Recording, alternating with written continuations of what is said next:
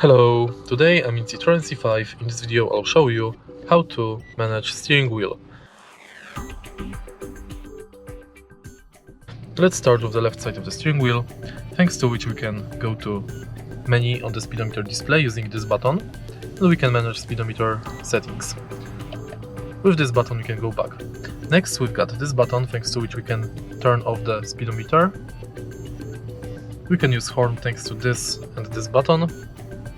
Next, these three buttons, and those two buttons are responsible for cruise control and the speed limiter. Simply press limit cruise to turn it on, then press these buttons to manage it. To turn off speed limiter and cruise control, press this button.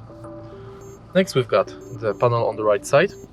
Thanks to this button we can manage the menu on the radio panel. We can go to menu,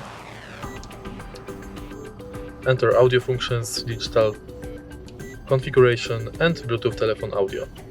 Next we can increase the volume, decrease the volume, mute the radio, check list of the radio stations, go to next track or previous track. And that's basically it.